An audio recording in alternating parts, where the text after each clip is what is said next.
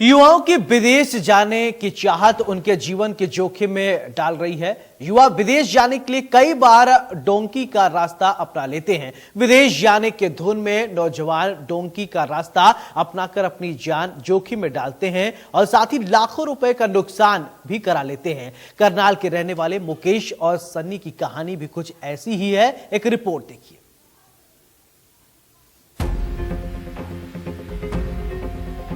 युवाओं की हर हाल में विदेश जाने की चाहत उनके जीवन को जोखिम में डाल रही है। रिश्तेदारी में भाई लगने वाले मुकेश और सन्नी ने भी विदेश में कमाई करने का सपना देखा था। अपने एक जानकार के माध्यम से दोनों युवकों के परिजन कुरुक्षेत्र और असंध के 3 एजेंटों के संपर्क में आए।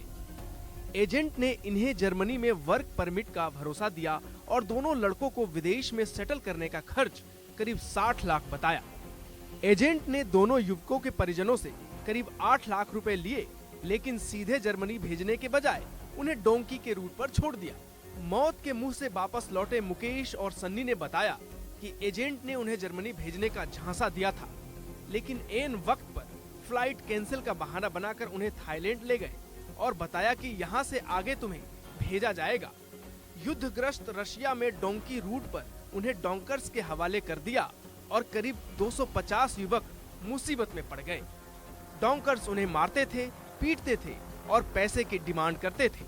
खाना खाने को नहीं देते थे। इतना ही नहीं, मुकेश और सन्नी बताते हैं कि चाकू गले पर रखकर फोन करवाया जाता था कि और पैसे भिजवाओ। दोनों ने अपने घर से 10-10 लाख रुपए भिजवाए। ये पैसे परिवार वालों ने जमीन का टुकड़ा और पशु बेचकर जुटाए। वहीं इसके बाद उन्हें डोंकर्स रूस और बेलारूस के बॉर्डर तक छोड़ गए। हमारे यहाँ से राजकुमार हैं और चरणजीत वाली, ये मेरे एजेंट थे। इन्होंने मुझे बोला था कि तुम्हारा वर्क परमिट वीजा हम जर्मनी का लगवा के देंगे। इन्होंने मुझे यहाँ से 24 सितंबर को भेज दिया बैंकॉक के लिए, जबकि इन्होंने बोला था भी जर्मनी भेजना है। पहले इन्होंने मुझे बैंकॉक भेजा। जब मैं बैंकॉक भेजा गया तो एक दिन बाद मुझे वहाँ से टॉर्चर करना शुरू कर दिया। अभी तुम्हारे पैसे यहाँ तक आए थे, आगे के कोई पैसे नहीं आए। तो इन्होंने मुझे वहाँ से फिर बैंकॉक से रशिया की टिकट दे दी। रशिया भेजते जैसे मैं वहाँ पे गया, उनके डोंकर मुझे वहाँ पे लेने आ गए एयरपोर्ट पे। मुझे वहाँ पे अपने कमरे में ले गए। वहाँ पे मुझे टॉर्चर करना इन्होंने शुरू कर दिया। अभी तुम पैसे डलवाओ अपने, ये वो। तो मैंने राजकुमार, चरणजीत और अली को फ़ोन किया, भी ये पैसे मांग रहे हैं, इनको पैसे नहीं दिए आपने। तो उन्होंने मुझे ब्लॉक कर दिया और एक मैडम का नंबर दे दिया, बलजीत कौर, जो इनकी पार्टनर है। भी अब तुम्हारा काम ये कराएंगे।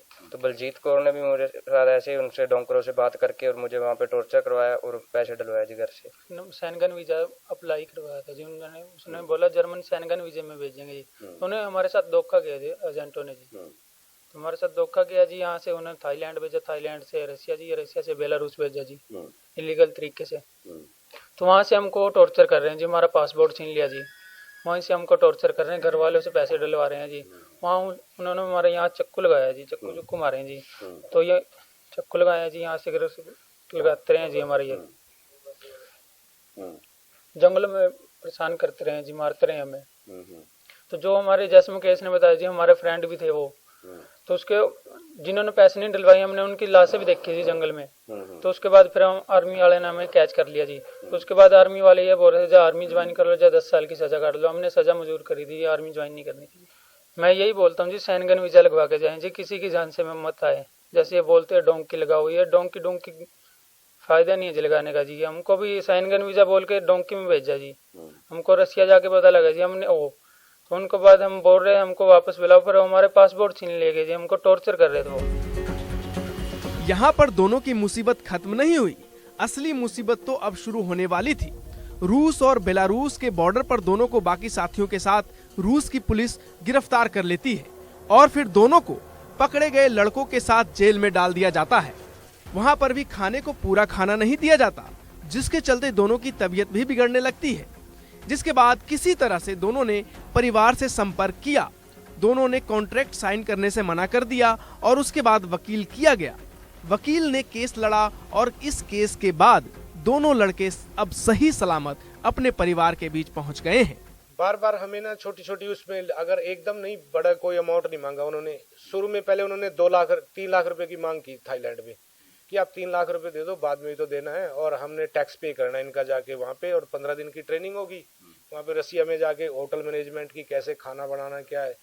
तो हमने उस झांसे में आके वो पहले थाईलैंड में पैसे दे दिए, उसके बाद रसिया लेके गए, रसिया जाके 5 लाख की डिमांड की।